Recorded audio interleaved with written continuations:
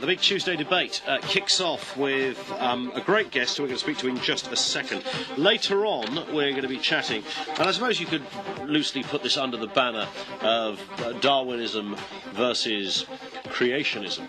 And it will always be, and has always been, I've never known a time when it wasn't, the most seductive, confusing, most debated issue, subject pretty much on the planet. I mean, we are all, after all, looking for that true answer as to where the heck did it all come from. Before we speak a little later to Stephen Green, who's the National Director of Christian Voice, and you will be aware, I'm sure, of what standpoint he will take on this, let's speak with Dr. John Van Wyhe, who's the Director of the Complete Work of Charles Darwin online at the University of Cambridge. John, hello, sir. Hello. How are you? Fine, thanks. Good. The Complete Works of Charles Darwin, how long did it take you to get this online? Well, it's taken us several years now, and we've got a way to go yet. Right. Are you pleased with it, though? Yes, well, the success of the project's been fantastic. Fantastic. Now, I mentioned a second ago that the interest in this subject just simply never goes away. Oh, that's true. I mean, since we put the site online 2 years ago, we've had over 50 million hits. Wow. And naturally, people from all sides of the argument want to explore the sort of Darwinian side of it, even if they are perhaps, from a religious bent. Or one would hope that people from a religious perspective would still want to read your side of things. Yeah, well, I think it's a big mistake to represent it as, you can be religious or you can be scientific or you can believe in your religion or you can believe in evolution. Mm-hmm. I mean, it's not a case of either or. You can have both. Day, people have been asking the question, well, can you believe in God and evolution too? Yeah. And the question that Darwin used to say is still true today. Yep, you can believe in both. But he didn't, though, did he? He didn't believe, well... For his wife he did a bit, but... It's not so simple. He wasn't a Christian, but he wasn't an atheist.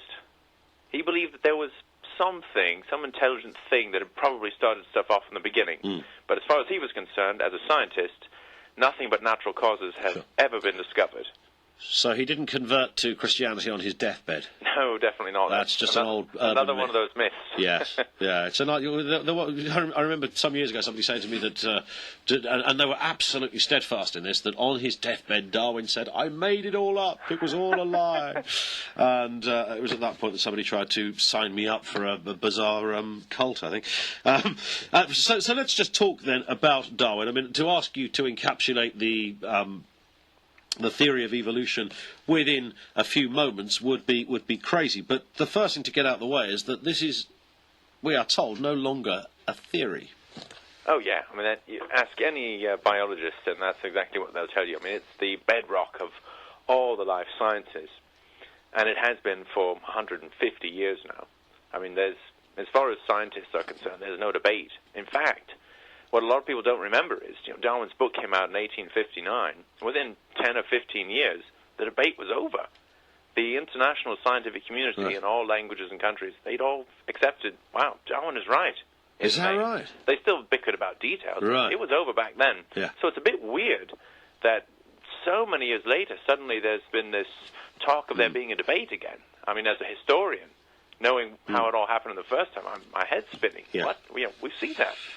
I suppose the area that really confuses people, John, and I mean, perhaps you can tell me differently, is that if you look at what happened in the Darwin story of how he, this very clearly inquisitive man who was just determined to put this huge jigsaw puzzle together, and by looking at the various species around and looking at these evolutionary forms of those species, etc., and working out differences and the like, and coming to his sort of origin of species.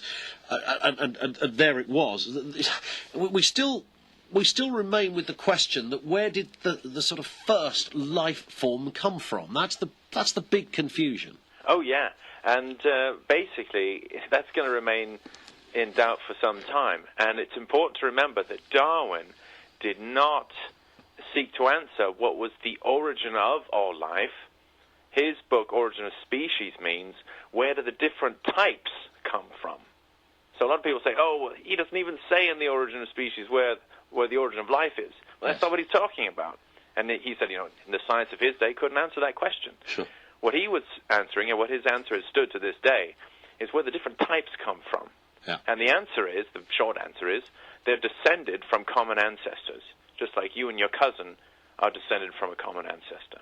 But so there is still no answer as to where that first life form came from. Well, Darwin's guess is as good as what as science has come up with nowadays, which is that through naturalistic processes with the right chemicals and materials, and look, after all, when you consider all the planets in our solar system, ours is pretty special. It's got a lot more different kinds of chemicals.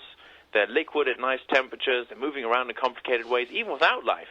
So if life was going to happen anywhere, it's pretty likely it was going to happen here, and it did. So, do we not still remain then, John, at the very first question, that until we can explain that, the chances that, whilst the evolution that we're aware of through Darwin and the kind of work that people like yourself have put together and we can all see, we still remain with that central question. I know I'm repeating myself here, but that does allow, I suppose, the religious element to play a part in this now. Oh yeah, and I think Darwin would never have tried to downplay that. As far as he was concerned, that's absolutely fine. There's absolutely plenty of room for God or something to have started things off in the beginning. What science does, it figures out how stuff works now that we can see and observe, and it's doing that very well. So there is still room for people to think, well, maybe somebody started off in the beginning. I mean, we don't know that, but what science does know is how evolution works, how it works through natural selection, as Darwin figured out. It's not survival of the fittest, which people often say, oh, it's just survival of the fittest. Sure. It's, in fact, evolution is like a meat grinder. You've got all these species, all these individuals, from seeds to pollen or whatever. They're all going through this meat grinder. Everything is being killed off. Yeah. And only a few lucky ones manage to make it through the meat grinder. And the special thing is that they then pass on their luckiness, whatever it was that helped them get through the meat grinder. And you repeat that process thousands of times, and you get a huge build-up of change.